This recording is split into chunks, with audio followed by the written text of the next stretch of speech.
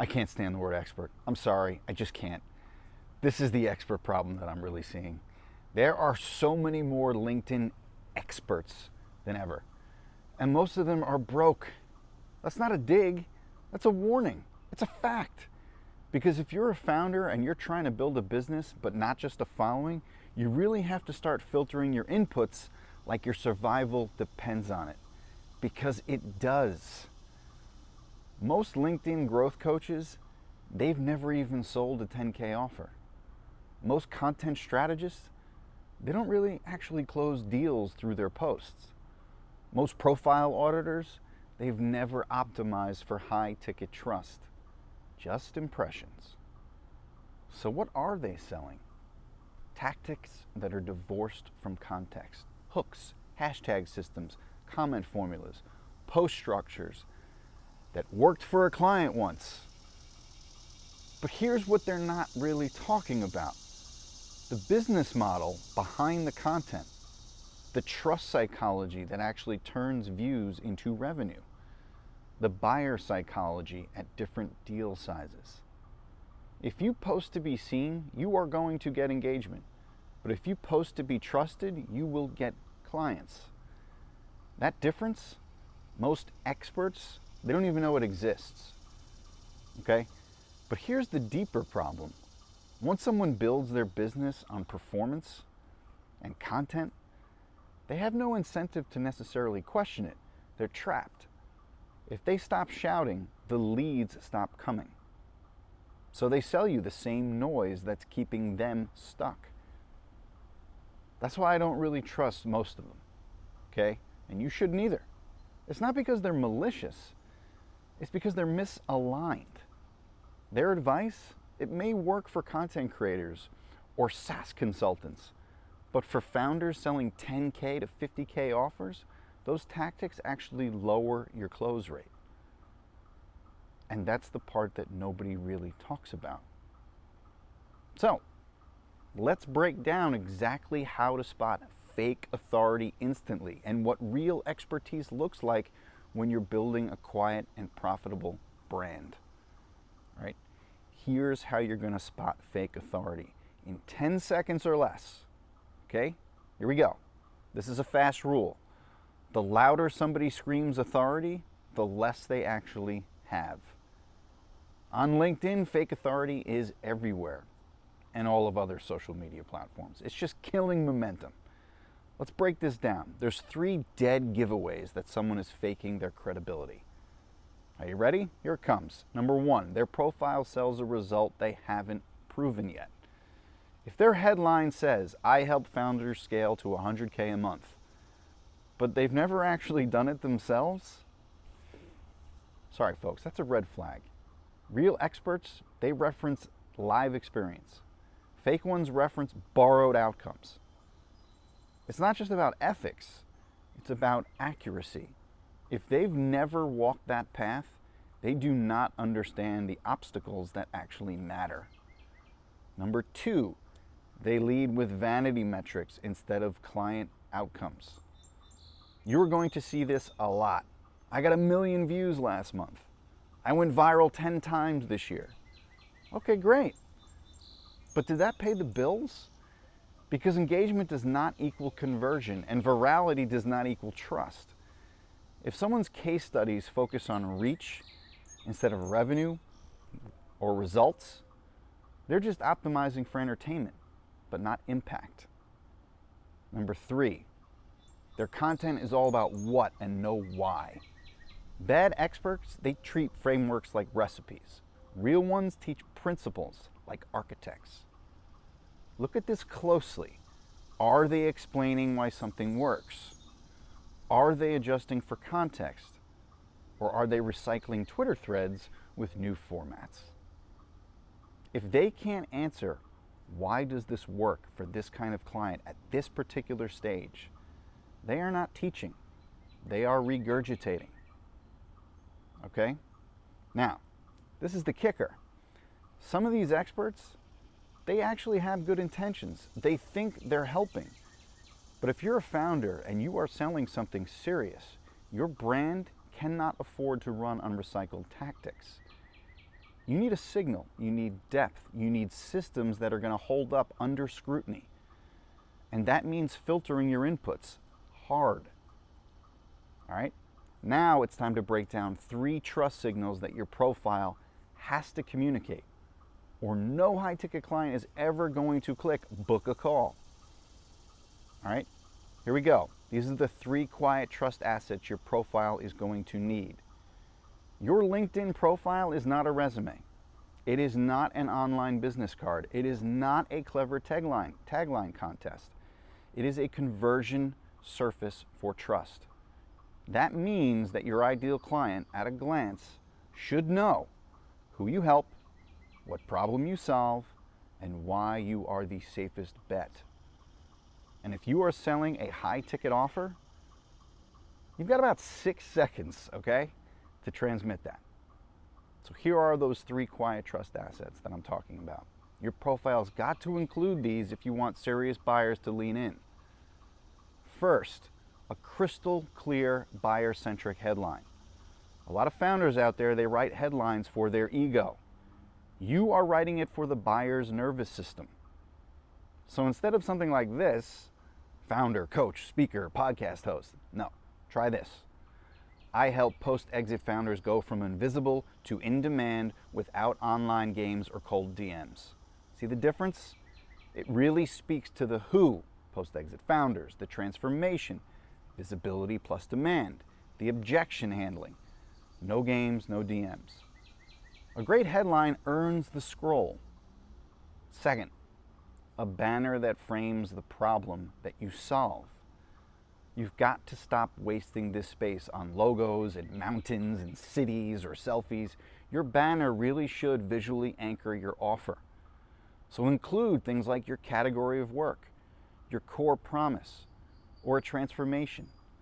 A very subtle call to action, DM, website, maybe a calendar, okay? When your profile is open in a new tab, the banner should whisper, "This is exactly what I've been looking for." Third, an about section that actually tells a believable story. Not just a pitch, not a life memoir, a story. Something that communicates that you've walked the same path as the buyer, that you understand the stakes, that you've built your offer out of necessity, not just theory. The more that your story sounds like their thoughts, the more trust you're going to earn. Your profile, it's not there to impress. It is there to resonate. All right, so let's walk through exactly how content builds trust without necessarily posting daily, and how to structure posts that make your profile work even harder, okay? So, here's the quiet content that actually converts. If your content isn't converting, it's not because the algorithm hates you, all right? It's because it's either one of 2 things: attracting the wrong people, or saying the right things, but in the wrong way. So the best content out there doesn't necessarily go viral. It earns silent belief. And that is exactly what high-ticket buyers need to feel. Feel. They don't need to be hyped. They need to feel seen, safe, understood. So here's how to structure that quiet content that is going to convert for you. First, lead with a real thought, not a hook. Everyone's writing for the scroll. With buyers, they don't scroll. They scan for signals. Instead of something like this, want more clients? Try this. Say something like this: most founders disappear on LinkedIn, not because they lack content, but because they lack clarity. That line, it's going to get bookmarked, okay? It's going to get quoted in the DMs. It's going to build trust without the dopamine trap. Second, make your posts mirror the buyer's journey. Really great content, it's not about you. It's about articulating their stuck points much better than they can. Try writing 3 different kinds of posts. A symptom, describe what the buyer feels but doesn't really understand. A source, explain what's really causing it. A shift, show how your process or your point of view reframes their problem. This is going to create emotional movement. And emotional movement is going to drive outreach. 3, include a subtle positioning layer. Even when you're telling a story or you're teaching, you should slip in some quiet clues. One of my clients, a founder who exited last year, in our CRM funnel, we saw this shift close rates, right? These are very soft signals of who you work with, what you do, and what's possible. There's no pitch required here, all right? You really don't need to post every single day. What you need is the right post once or twice a week with the right resonance. Because one post that's remembered, it's worth 50 that are liked, okay? Now I'm going to show you exactly how commenting is going to tie all this together and how a 3 comment a day system can feed your pipeline much better than posting ever could. Of course, you could do more than 3 comments a day, all right? But here's commenting as conversion. This is the infrastructure behind it all right? Most people treat commenting like it's a side dish. They drop 100 great point replies, right? And they wonder why nothing is moving. But real founders, they treat comments like surgical brand placement. A single high signal comment on the right post, that can drive more business than your last 10 posts combined if done right. Because it doesn't just show exactly what you know, it shows where you're paying attention and specifically how you think in real time. So here's how to use commenting as a quiet conversion mechanism, okay? Here we go. First, comment where your buyers are, okay? Where are they already reading? Don't just engage with creators you like. You've got to engage with creators that your buyers follow. They are already there. You are meeting them in a trusted space, and you are inserting your point of view where they're most receptive. It's not interruption, it's integration. Second, framing over reacting. Instead of saying something like this, I totally agree with you, say, this hits hard. Most post-exit founders I work with, they feel invisible. Not because they lack value, but because their online voice still sounds like their old role. That's not a comment. That's positioned, okay? It's resonance. Third, use comments to seed your offer without pitching. You don't really have to sell. What you need to do is signal. So try a line like this. This came up recently in a 50K audit we ran for a founder scaling their outbound. Same trust breakdown, same missed leverage. Okay, that's going to frame who you work with. That's going to frame what you do, what results look like. No links, no DMs, just proof of your work. So, commenting is how you stay visible without becoming a performer. It's scalable, it's strategic, and it's silently magnetic to the right people. Now, it's time to break down how to put this all together and give you the 5-point quiet LinkedIn funnel, okay, that's going to build you a reputation system, not just an audience. So, here we go. This is the quiet LinkedIn funnel, all right, a full breakdown. Most funnels, they feel like funnels. That's the problem. They are rigid, predictable, designed to extract attention, okay? But serious buyers, especially the high net worth ones, and the operators and the founders, they don't really respond to pressure. They respond to resonance. So here's exactly how the quiet LinkedIn funnel works. Without a single cold DM, no ads, no content treadmill. First step, optimize the profile for trust, not clicks. You've got to make your profile feel like a landing page for someone who is tired of all the noise. It should really speak to one buyer, frame one pain or transformation, tell one story, something that feels lived, not polished. This is the anchor of the funnel. If you don't have this, nothing else is going to stick. Step 2, you want weekly content that really mirrors their unspoken questions.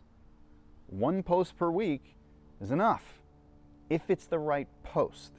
Your job is going to be naming what they are feeling, explain what's really going on. You've got to show what life could look like after the shift. They don't want 7 tips. They want permission to move. Now, step 3, strategic commenting in warm zones.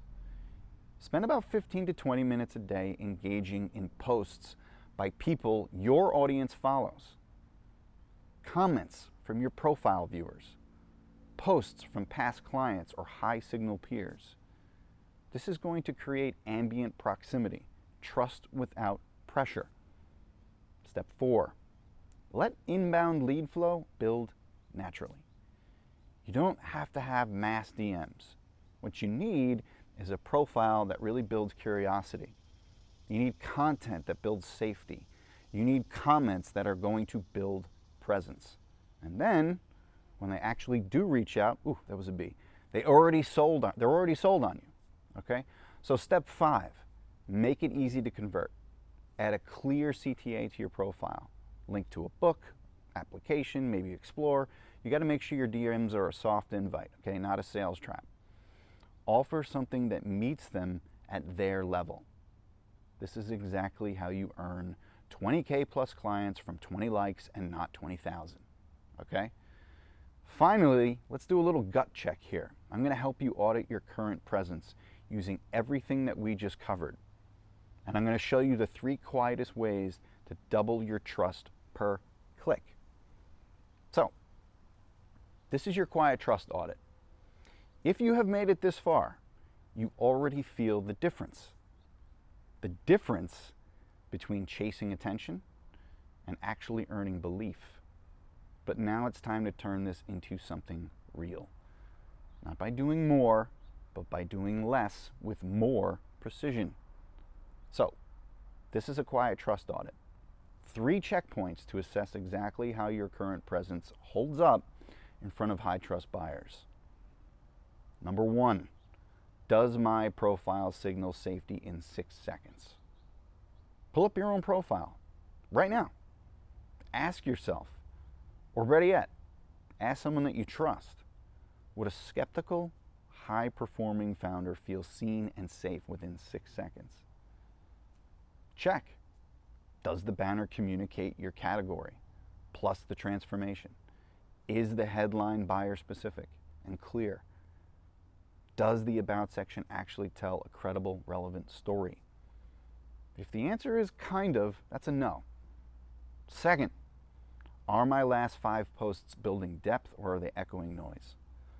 Open your feed and read your last 5 posts like a stranger would. Are you naming real buyer pain with nuance? Demonstrating earned perspective but not recycled tips? Are you positioning yourself quietly as the safest option? If your content could be mistaken for 10 other creators, it's probably time to recalibrate. 3, have I built a reputation layer outside of my posts? Seriously, look at your recent activity. Not just what you've posted, but what you've actually commented on. Have you done this? Have you added meaningful signal in other people's threads? Have you shown up in rooms that your buyers read? Have you created ambient visibility around your point of view? If you're not top of mind before they think of hiring, you're probably too late. The beauty of this approach is the following. You don't need to go viral. You don't have to post daily. You just need a system that is going to build trust on contact. That's exactly what we teach inside our community, Brand Built. It's how I've built a business that grows with less pressure and more resonance. So, subscribe to my newsletter if you like this video. We got weekly insights on success, identity, quiet growth. That's going to be at natberman.com. Or you can join my community. It consists of founders and creators that are building calm and powerful brands. That's going to be at joinbrandbuilt.com. And obviously, if you haven't subscribed to this channel yet, something is seriously wrong with you. I will see you guys in the next video.